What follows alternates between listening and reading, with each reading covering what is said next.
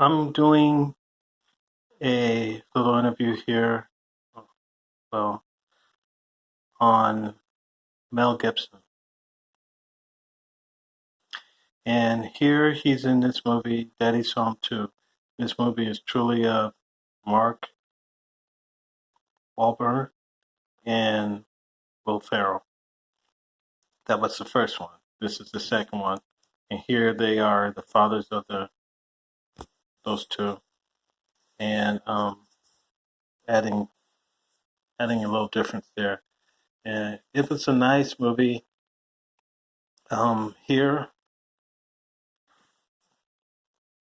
Mel Gibson played a rough father, a tough guy. That back then he was really uh, strong in upbringing his kid, and that's off as John Lithgow was the happy, as you can see, smiling. And Will Ferrell, he was just a happy dad here, and it's just so funny how they put this together. But here's four great actors, all together. There is a fifth one here also. Um, but as for Mel Gibson, he portrayed, a really great, mean, that's the word I'm going to use, father, and did a very good job in it.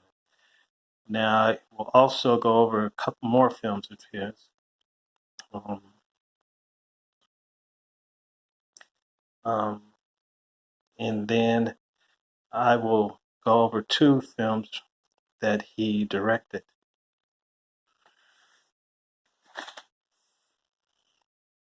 Hacksaw Ridge is a movie that he directed. Now, he directed this one, and he did real good at this, I would say.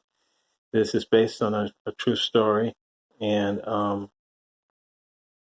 as you see the movie here, how it starts out as a kid, when he was a kid, what he went through, his life and stuff, and then as he grew up, and it's back then during the 60s, I believe, probably even 50s before then, yeah, because of during the war. Um, but he joins the army, and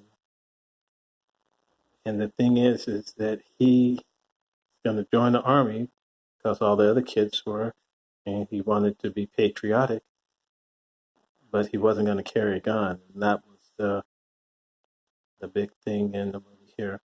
That's not it.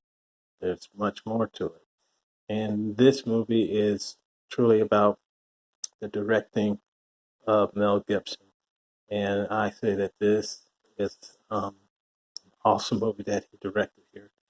I said that it did very good. He did very good on this one. Um, Compared to the other one, which was, I believe, his first one, The Passion of Christ. And then this movie here, he filmed, and it starred Jim Carbell, Carvelzo, yeah. Um, and he's Jim Carvezzo. I watched the interview of him, and he said that he was changing. I didn't see anything of him before, so I don't know how much he changed, but you can tell how he's talking about his children, how he's, being a father and putting that first, and he's enjoying that. Um, I also went through and noticed that he did an interview, several interviews, but then he also was a speaker for the USS Midway, and that was talking about the wall, the hill, and that's that wall that is in Washington where our soldiers from the Vietnam War, that their names are engraved there. But back to this here, Mel Gibson did this movie, and it was great. Jim Caviezel liked it, and from what he's been saying, he gained a lot from it, spiritual also. I believe he is already spiritual, but it added more.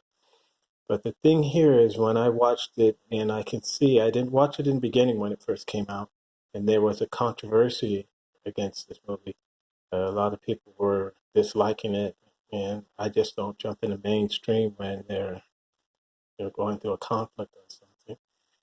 But until now, many years later, I come in and now I see what it is that they were talking about, and somewhat agree that when Mel did this, it does seem like it was a brutality.